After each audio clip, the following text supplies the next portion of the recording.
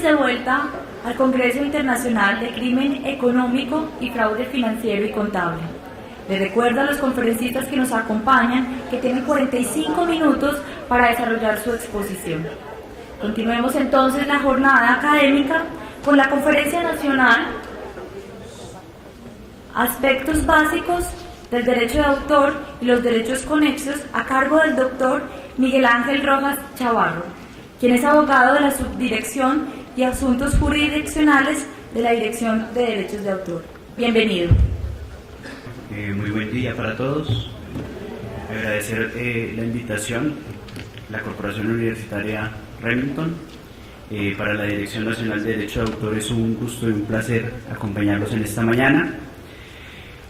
Como han señalado, nos vamos a referir a los aspectos básicos del derecho de autor. Cuando a uno como abogado le hacen la invitación a dar esta charla, en medio, digamos, de este seminario y del público que compone el auditorio, en lo primero que piensa es en, la verdad, en nada. Se le nubla por un momento a uno como la visión y dice, bueno, ¿de qué voy a hablar en un entorno en el cual hemos coincidido un poco con nuestra primera expositora costarricense? A uno como abogado los números no terminan por gustarle del todo. Pero luego empieza, digamos, a vislumbrar cómo se entrelazan, digamos, estas disciplinas y empieza a comprender, digamos, que no están tan alejadas, que cada vez están y se complementan de una mejor manera. Han tocado unos aspectos muy importantes en la mañana, sobre todo en la instalación. Se hablaba mucho de la corrupción y se hablaba cómo a veces pensamos que la corrupción es algo que está allá alejado, que es un tema de los políticos, que es un tema para el Congreso, que es un tema para nuestros dirigentes que van presos. Pero se nos olvida a veces tener en cuenta que esa corrupción y ese respeto por las normas, por los valores, a veces está desarraigado de manera directa en cada uno de nosotros y que es por allí donde nos toca empezar a trabajar, digamos, en la construcción de este nuevo o de este mejor país, de este país que todos soñamos. Y a partir de eso hay que empezar, digamos, a cambiar ciertos estigmas y ciertas conductas sociales, como suele ocurrir con la famosa concepción, con la tradicional concepción del vivo y el bobo. El vivo lo hemos entendido como el que es capaz de hacerle el vuelco a las normas, de darle la vuelta a las normas para no cumplirlas, ¿sí? Que el vivo es el que, digamos, un poco ya tratando de tocar el tema que me compete, es el que de pronto compra una película pirata en la calle y le dice al otro, usted sí que es bobo, pagar 20.000 pesos por una entrada a cine cuando yo esa película la compré en 2.000 pesos, la veo con toda mi familia las veces que quiera, ¿sí? No tengo que pedirle permiso a nadie, como en el ámbito de mi casa no tengo que ir a pagar esa comida cara del cine, ¿sí? De esa conducta, digamos, que ha permeado nuestra sociedad y a partir de la cual muchos actos y muchos hechos, no necesariamente por ser legales, se empiezan a ver como correctos o como normales. Y también, digamos, en el curso de la mañana veía cómo, por ejemplo, hablando de esos actos o de esos hechos sociales que los empezamos a ver como normales y que no por eso ello no significa mejor que sean legales, que estén acorde a la ley. Y simplemente nos dejamos llevar, digamos, con un poco de ignorancia y con otro poco, digamos, como por la conducta social. Veía, por ejemplo, cómo algunos de ustedes pasan las presentaciones, sacan su celular y toman una fotografía de la presentación. Salvo la primera expositora, señalaba que las iba a dejar en circulación libre al final. ¿Sabían ustedes, por ejemplo, que ese acto que hacen de sacar la fotografía con su celular es infractor del derecho de autor? ¿Sabían ustedes que esas presentaciones están protegidas por el derecho de autor? ¿Sabían, por ejemplo, que lo que les estoy hablando ahora está protegido por el derecho de autor, como una locución, como una conferencia, como un sermón? Y que si alguno de ustedes quiere grabarlo, debe pedirme la autorización previa y expresa para hacerlo. En algún momento de mi vida tampoco lo sabía.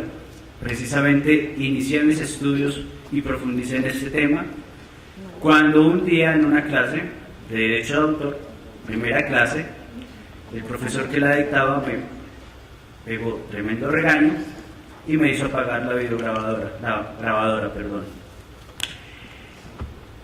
Y empezó, digamos, a señalarme dónde estaba lo infractor, dónde estaba, digamos, la ilicitud de mi consulta, de mi actuación, en algo tan sencillo.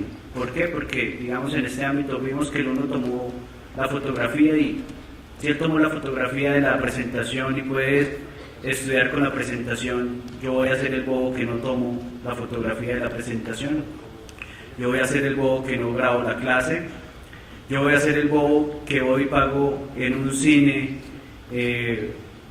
no sé, 10.000 pesos por una boleta, si es 4 de 50.000 pesos por una entrada, o voy a ser el vivo que compro esa misma película en 2.000 pesos, o mejor aún, el vivo que aprovecho la promoción y compro 3 por 5.000.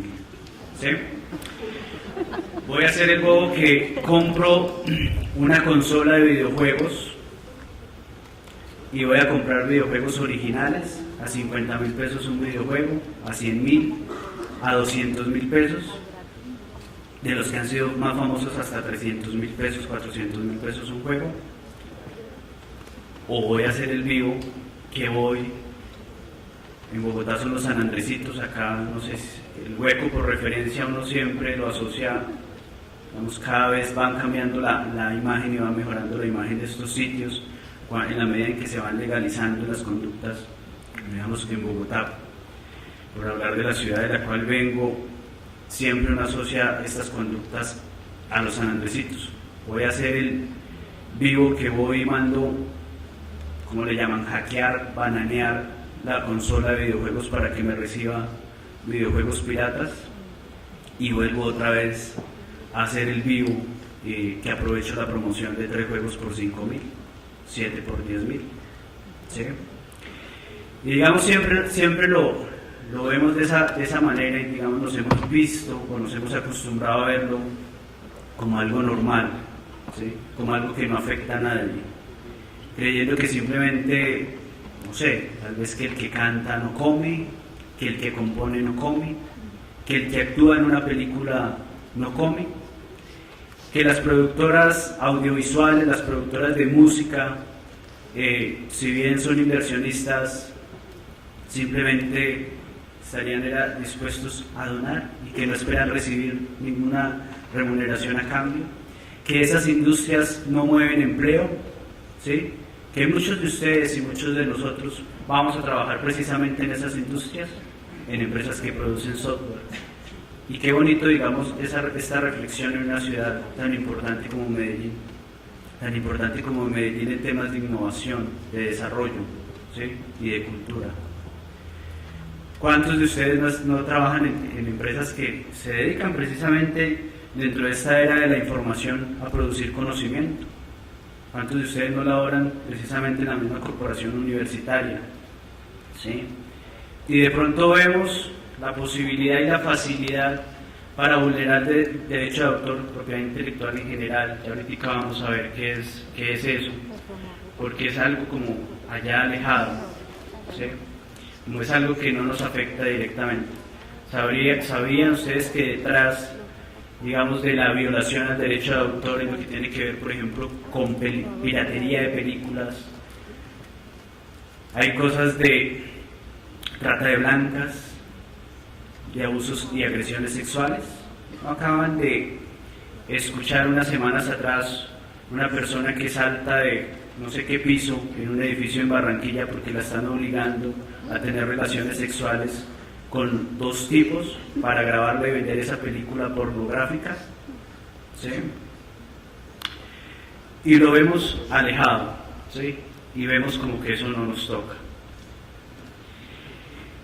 En el caso concreto, y digamos refiriéndome de pronto para quienes son contadores, auditores, vienen unos temas muy importantes que tienen que ver con una serie de normas que van obligando a que en el ejercicio de sus funciones y de sus actividades den fe y den cuenta de que la empresa que ustedes representan, que ustedes auditan o de la cual ustedes son contadores, cumpla con ciertas normas sobre propiedad intelectual, ¿sí? En diferentes disposiciones vemos ahora ese tipo de obligaciones. Y eso nos lleva a algo que nos señalaban en la primera presentación, en esos enfoques que tenemos que ir desarrollando para evaluar el riesgo. Y dentro de esos enfoques, la creación de políticas internas. ¿Cómo hago entonces si tengo la obligación de cumplir con la ley de propiedad intelectual?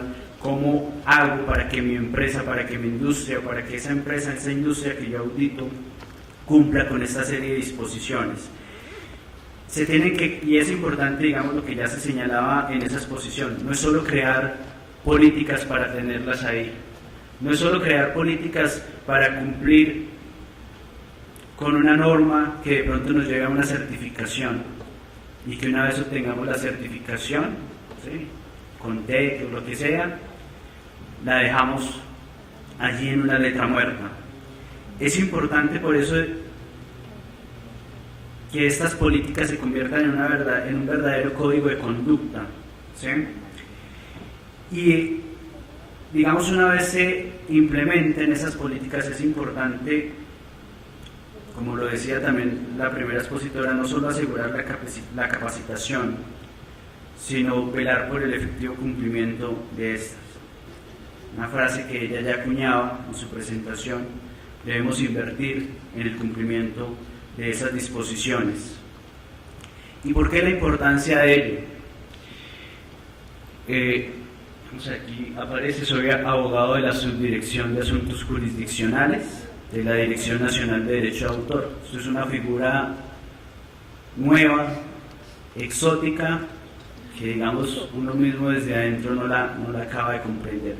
Es una entidad pública, adscrita al Ministerio del Interior, a la cual toman un juzgado y se lo botan y queda el juzgado ahí incrustado. En ese juzgado que se crea dentro de la Dirección de Derecho de Autor es donde yo laboro. Antes de laborar allí, laboraba en el Centro de Conciliación y Arbitraje también de la Dirección de Derecho de Autor. Y lo que quiero es, digamos, hacer un llamado a la conciencia de muchos. El tema de la propiedad intelectual, digamos, se veía como algo no tan importante en nuestros países.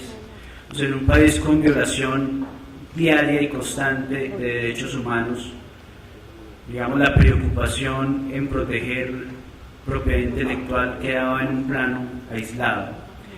Pero digamos, en la medida en que Colombia se va convirtiendo en un país importante en desarrollo de software, desarrollo de tecnología, cuando van aumentando, digamos, las creaciones que van siendo patentadas, cuando va fomentándose, digamos, el crecimiento en todos estos aspectos, se va haciendo más importante realizar una mejor protección. ¿Qué es lo que pasa? Que la propiedad intelectual, incluso en facultades de Derecho, no se enseña. Personalmente, de esa clase de la cual casi me sacan, que les comentaba, asistí porque era un contexto no obligatorio en la Universidad Nacional de Colombia y, digamos, por cosas de la vida resulté viéndolo, porque era lo que más se me adecuaba en lo que, digamos, universitariamente llamamos hueco, un hueco de la mañana, que no tenía nada. ¿Qué materias hay para poner ahí? No sé qué será esto del derecho de autor, metámoslo ahí. Y así terminé viendo esta materia. En muchas universidades, ni siquiera en las facultades de Derecho, esta materia es obligatoria. Y, digamos, es una materia que tiene que ver con muchas profesiones.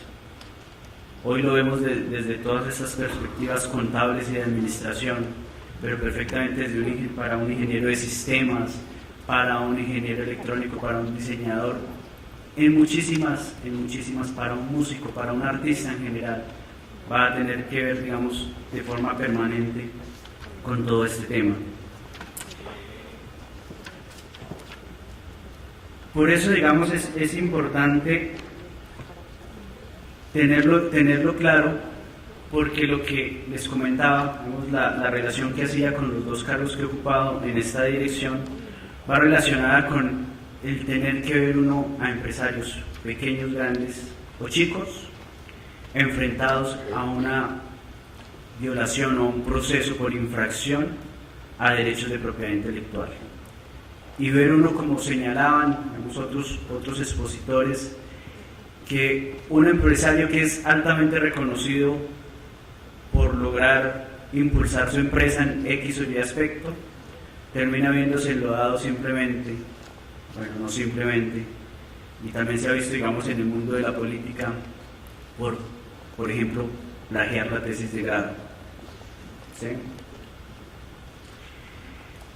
A diario, tanto en la Subdirección de Asuntos Jurisdiccionales como en el Centro de Conciliación, veíamos revisores fiscales, contadores, administradores, convocados bien sea a una audiencia de conciliación o a un proceso para pedirle una indemnización de perjuicios ocasionados por infracción a derechos de autor, porque simplemente creyeron que era un actuar normal, por ejemplo, tener en su empresa computadores que no tienen software debidamente licenciado, hacer un brochure o hacer de pronto, digamos, un pendón como el que se encuentra allí exhibido, tomando una fotografía de internet, creyendo que todo lo que está en internet se puede copiar y pegar libremente. ¿Sí? Y ahí es cuando, digamos, viene el crujir de dientes en plena audiencia, que, o sea, un empresario serio, viéndose, digamos, en el escarnio público, y lo que es peor aún, después de haber firmado, de haber suscrito informes a diferentes entes de control certificando, ¿sí?, que su empresa cumple con las normas de propiedad intelectual. Y ese invertir en el cumplimiento que nos señalaban va, digamos, relacionado con todo eso. Invertir en el cumplimiento también es, digamos, como jugarle o apostarle limpio al país, a la industria, competir en condiciones de igualdad. Y ahí vienen, digamos, temas importantes que escuchamos a diario, todo el tema de competencia desleal, ¿sí? Entonces yo no pago licencias de los software que utilizo en mi empresa para que me salga más barato producir X o Y cosa por debajo, digamos, de los costos que le sale a mi competidor.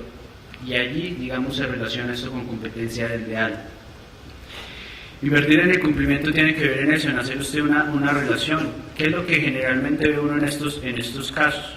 Una persona tenía que comprar una licencia, hacerlo, digamos, en términos sencillos, una licencia para un computador, 300.000 pesos, no la compró. Lo llevan a un proceso judicial o lo llevan a una audiencia de conciliación. Asistir con abogado. ¿Sí? Y si quiere, digamos, estar bien asistido, entonces busque un abogado que tenga un conocimiento especializado en propiedad intelectual. Eso solo ya, pero por encima, triplica, cuatriplica el precio de la licencia, pero tiene que pagarlo. Tiene que ir y pagarle al abogado que lleva la contraparte.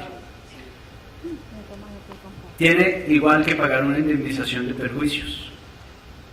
Tiene después que comprar la licencia si quiere seguir utilizando la obra. ¿Sí?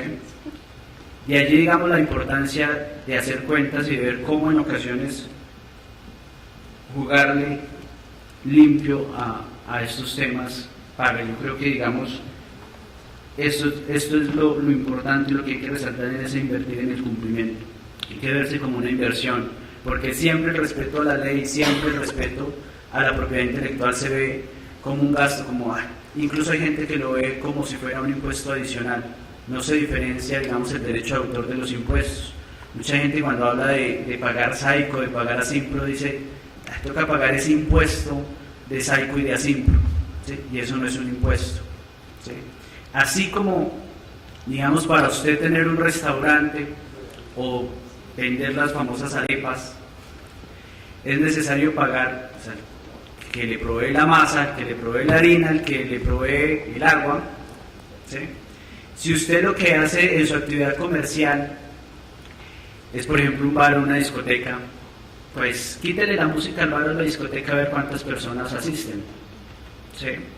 Haga un concierto sin música, no me lo imagino, o sea, que la palabra en sí misma no existiría. Pero si usted lo que se dedica es a eso, pues debe tener claro que está adquiriendo un insumo, está adquiriendo algo que le sirve para él. Y es muy, muy duro cuando la gente no mira que en ocasiones puede estar desde una perspectiva como usuario de propiedad intelectual, pero al mismo tiempo como titular de propiedad intelectual. Y es chistoso cuando uno ve uno de los casos que en algún momento me tocó, una empresa colombiana que se dedica a desarrollar software, pero un software muy particular, de videojuegos, ¿sí? Y decía que estamos dolidos con esta persona que se fue de la empresa porque se nos llevó un videojuego, lo está vendiendo de manera ilegal, está haciendo modificaciones, está haciendo una cantidad de cosas a partir del software que es nuestro.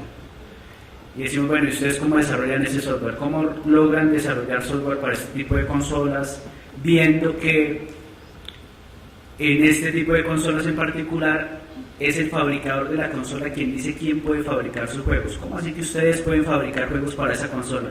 No, es que nosotros utilizamos un software ilegal, un software que nos permite quitarle el bloqueo que tiene la consola. O sea, ustedes pretenden violar propiedad intelectual, violar derechos de autor para hacer un producto de ustedes y después sí ir detrás de la persona que infringe o que vulnera esos derechos nacidos de un acto ilegal. O sea, eso es casi como el narcotraficante que va a un juzgado para que le den un mandamiento o para que le impongan una medida cautelar a la persona que no le ha pagado el viaje de cocaína. ¿Sí? O sea, eso es la misma cosa. Se está pretendiendo que le surjan derechos a partir de un acto de infracción. Digamos, si bien aquí nos vamos a acercar un poco al tema del derecho de autor, la verdad muy poco por el tema del tiempo, es importante que tengan en cuenta, digamos, que por lo menos esto existe, tengan unas pinceladas básicas porque, digamos, por desconocimiento se pueden meter en muchos problemas, como ya lo estaban haciendo al tomar fotografías de las presentaciones. ¿Sí? Pero para que no tengan esos problemas, tranquilos, mi presentación también está totalmente libre. Y también les cuento otra cosa. Digamos, hay unas reglas generales donde uno requiere autorizaciones y hay unas excepciones, campos académicos donde ciertos usos están permitidos. ¿Sí? Son ciertos usos. En el campo académico pasa una situación muy particular. Encargan un trabajo y entonces la gente tiene primera concepción, todo lo que está en internet es libre, ¿sí? Una cultura del conocimiento libre. Y entonces empezamos a compartir todo lo que está en internet y vemos como una persona que logra irse a estudiar a Costa Rica, becado, con una amplia trayectoria, después era el biólogo que estaba acusado de violar propiedad intelectual por compartir una obra a través de redes sociales, ¿cierto? Desconocimiento. Y esto nos lleva de pronto a otro tema. Una cosa es uno conocer de una temática, de una materia, otra cosa es aprender, hacer ese conocimiento suyo, y otra cosa es, digamos, la persona que se especializa en un tema determinado. Y aquí, digamos, también uno tiene que decir como zapateros a tus zapatos. Digamos, para los contadores cada vez, o digamos siempre, es más fácil, no sucede para los abogados cuando incursionamos en temas contables, pero digamos el contador por lo general siempre está familiarizado con normas, con leyes, con decretos. Ya veíamos, digamos, en la exposición anterior, por todo lado eran disposiciones legales. Luego, digamos, para ustedes se les facilita, digamos, para el que tiene esa profesión, se les facilita mucho acercarse a temas jurídicos, pero en ocasiones no de pronto con la profundidad que se requiere. De allí, digamos, un llamado muy importante, los grupos interdisciplinarios, ¿sí? No podemos pretender que una auditoría, por ejemplo, sea realizada por un contador y exclusivamente por un contador. Cada vez, y tratándose, digamos, de estos aspectos de propiedad intelectual, es más relevante no solo el abogado, va a ser relevante la persona que maneje, digamos, la temática en particular. ¿Cómo sabe uno si una empresa está vulnerando o no una patente, un diseño industrial? una marca. Bueno, una marca, un diseño industrial, eventualmente, digamos, sería una labor fácil para un abogado. Una patente biotecnológica, el solo nombre ya lo deja uno en las nubes. Casi que se requiere un biotecnólogo, un abogado, ¿sí?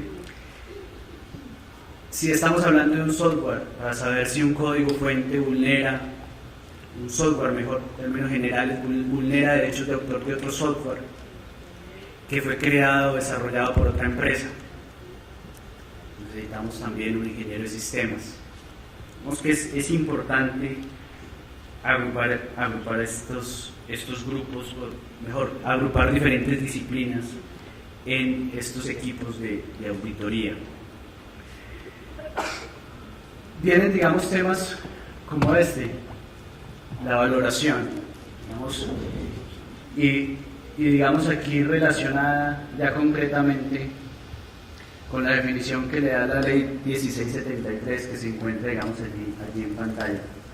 Actividad por medio de la cual se determina el valor de un bien.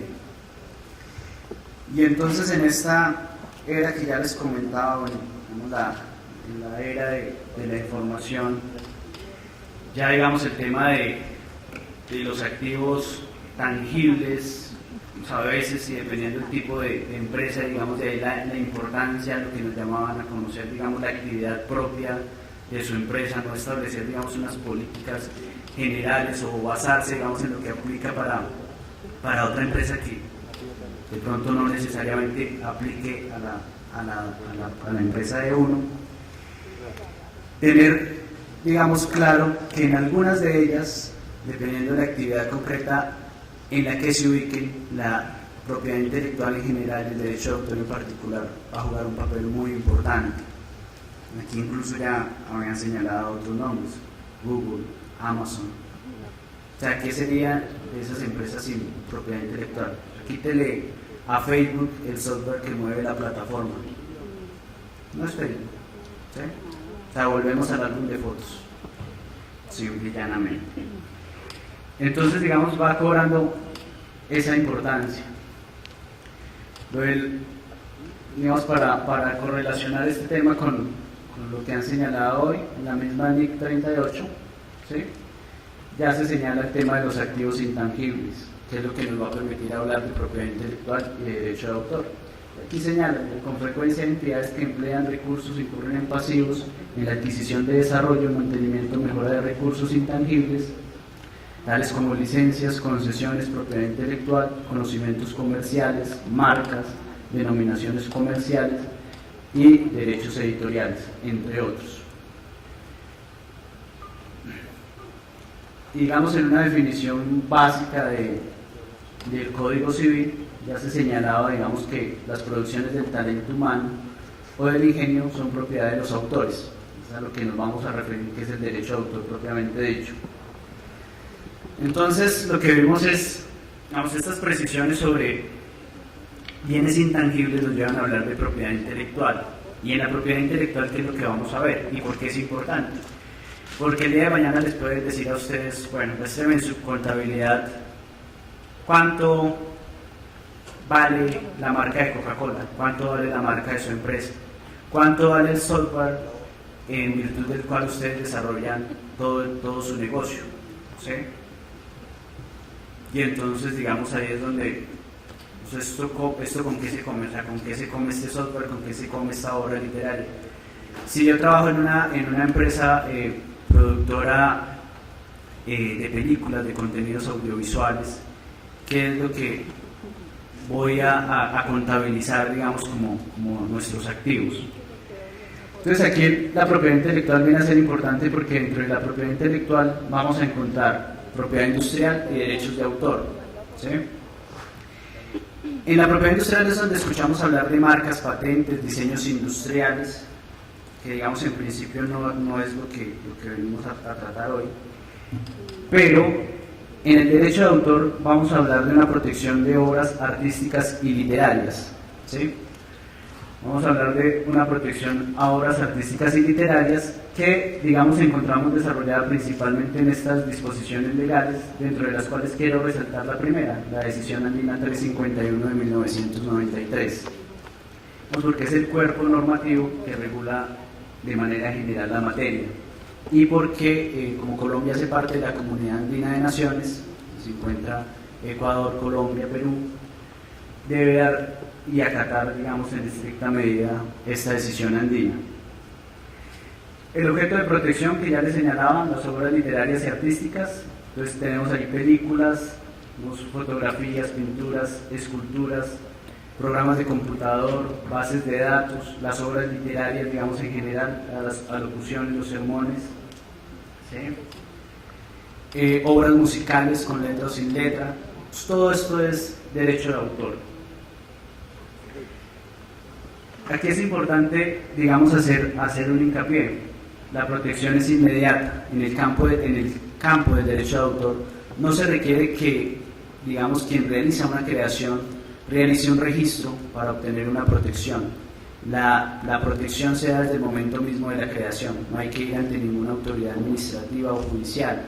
Y, digamos, esto es importante aclararlo respecto de propiedad industrial, porque en propiedad industrial para una marca, para una patente, sí es necesario obtener un registro. Usted solo obtiene la propiedad cuando le entregan, digamos, la resolución donde le otorgan esa marca, esa patente o demás. ¿Sí? En el campo del derecho de autor, usted terminó de hacer la pintura, terminó de hacer la escultura y desde ese preciso instante tiene una protección por derecho de autor. Entonces, si tiene que hacer un aspecto contable, no va a tener que esperar hasta que ninguna entidad administrativa se pronuncie, sino que, digamos, usted puede hacer, si se trata de una evaluación, por ejemplo, hacerla desde ese mismo instante. Digamos, ya tiene los derechos que le permiten actuar como propietario de esa obra artística o de esa obra literaria.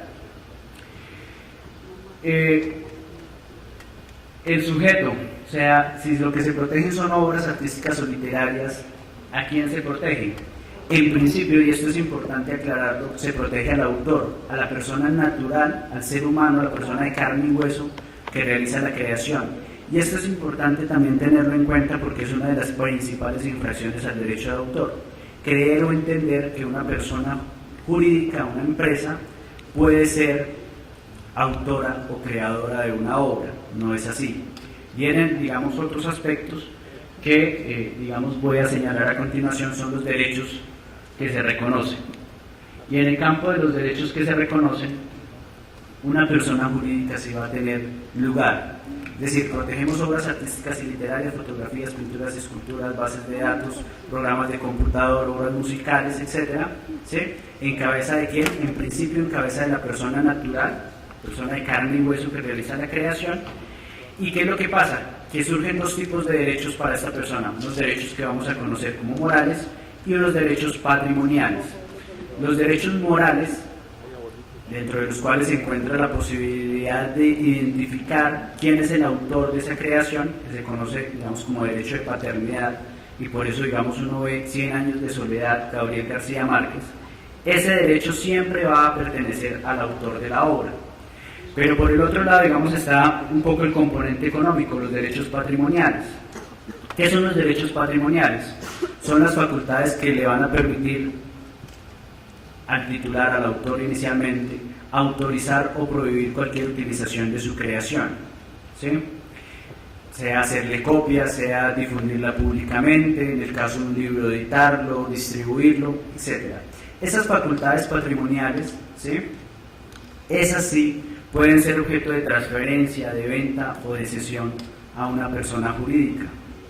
En otras palabras, una persona jurídica nunca va a poder ser autor de una obra artística o literaria, pero sí va a poder ser titular de derechos patrimoniales, ¿sí? Y digamos, esa sería la relación que el derecho de autor podría tener en la incorporación de activos intangibles en una empresa.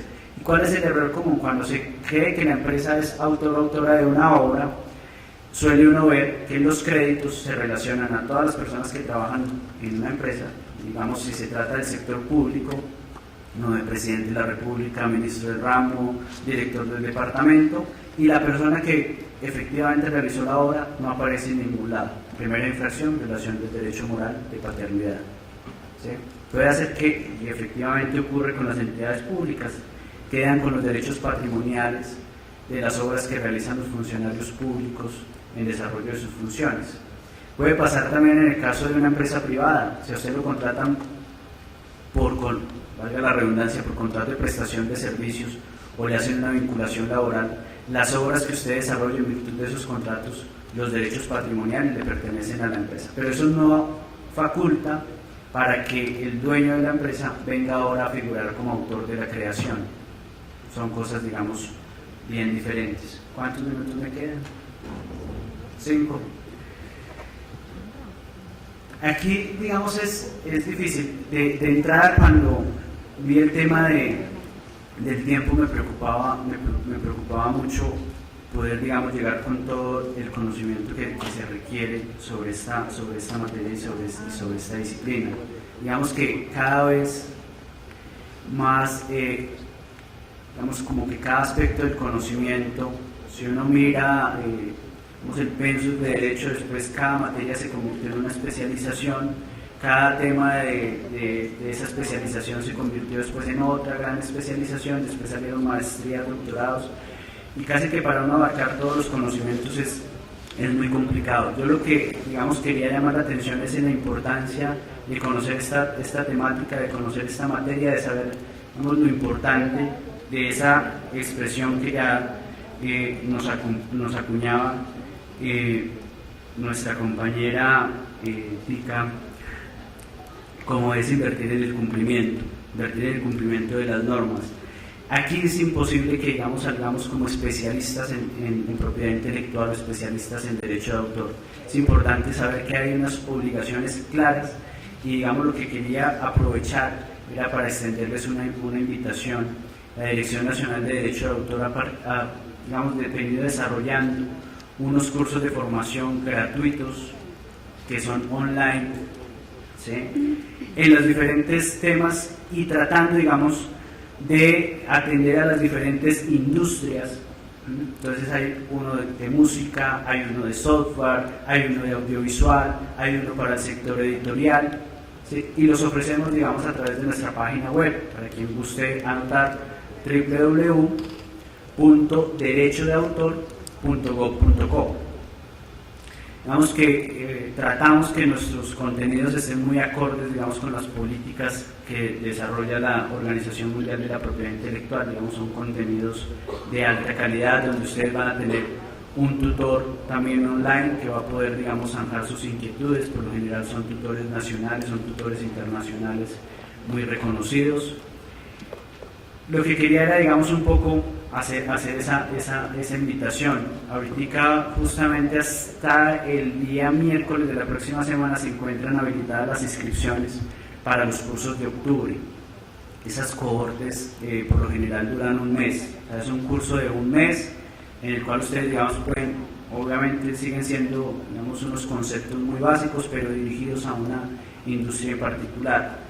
¿Y por qué los hemos dirigido a una industria en particular? Porque, digamos, en los mismos casos que les señalaba, nos había pasado. Llegaba una empresa del mismo administrador: bueno, ¿ustedes a qué se dedican? A desarrollar software. ¿Y ustedes cumplen con las normas de propiedad intelectual? Pues sí, porque, no sé, porque pagamos, una vez que hicimos un concierto en el parqueadero, pagamos Saico, o porque compré la licencia de un computador. Bueno, pero es que ustedes se dedican a crear software. ¿Cómo así que usted, como representante legal, no sabe, no conoce, digamos, en medio de qué se desenvuelve su industria? Usted sabe qué es una licencia, usted sabe qué es un contrato de cesión, usted sabe qué es una transferencia de tecnología. No tengo ni idea. Bueno, entonces, ¿usted qué es lo que se dedica a hacer? Y, digamos, ahí volvemos a otro punto que ya señalábamos: o sea, el hecho social o la ignorancia que va haciendo tráfico y, digamos, como que nos preocupamos simplemente de pronto por facturar algo, pero no sabemos ni cómo, ni de dónde salen, ni qué normas debemos respetar en relación con ello. Yo, digamos, estando entre los 5 minutos, les hago extensiva esa invitación a que participen en nuestros cursos. También siempre está, digamos, abierta la posibilidad de que venga una persona desde Bogotá a dar una capacitación especializada en la materia. Digamos, ya ustedes lo invitan a su empresa, a su industria, siempre que, digamos, nos garanticen que por lo menos van a estar presentes 20 personas, para nosotros será un gusto asistir.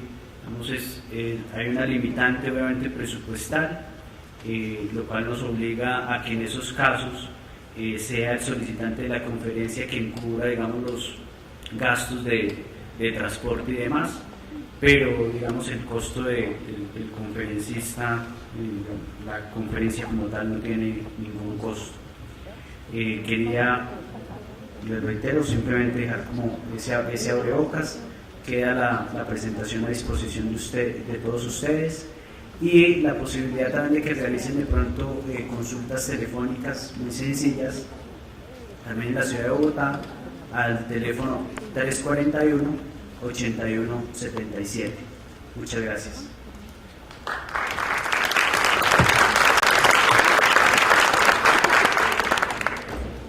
El doctor Jorge Alcides Quintero dará un reconocimiento al doctor Miguel Ángel por la conferencia que nos acaba de brindar.